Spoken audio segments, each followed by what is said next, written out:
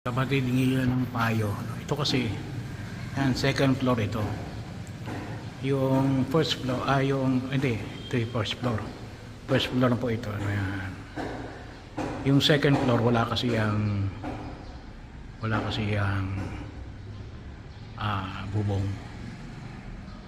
Ngayon ay hingi lang tayo ng payo kung ano ba maganda kasi dahil yung second floor ngayon lang namin binubungan, gawa nga na ito, gawa niyan, ano, kasi naglabasan ng mga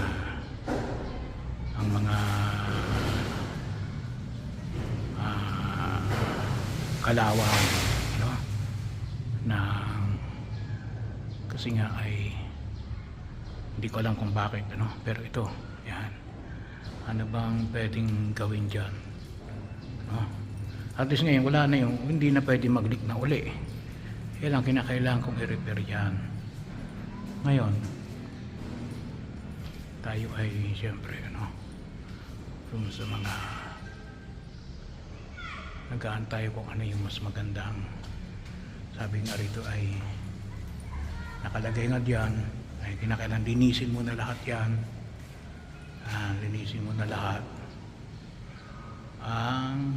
mo na lahat ng mga semento na nakagalagay dyan,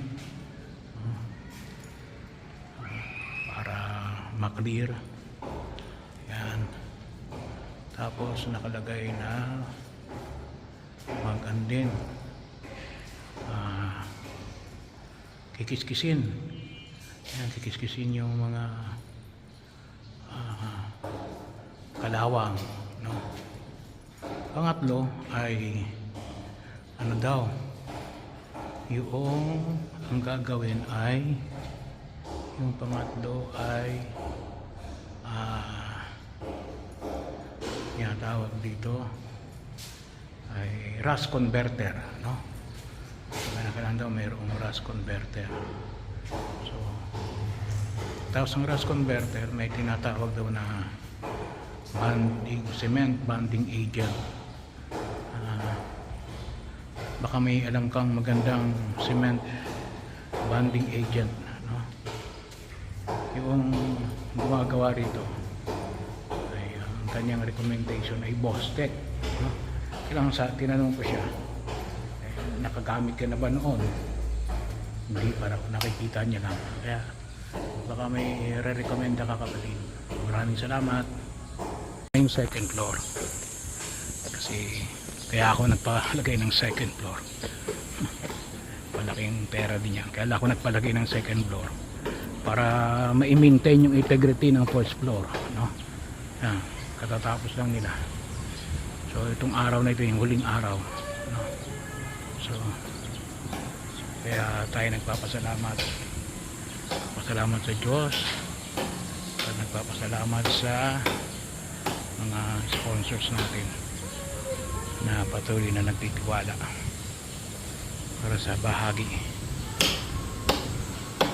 Yan.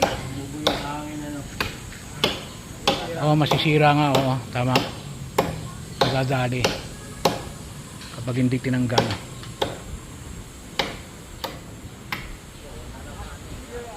At the same time din magkaroon na liwanag dyan kasi baba.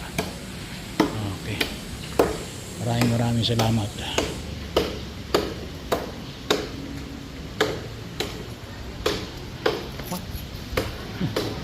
Ikan.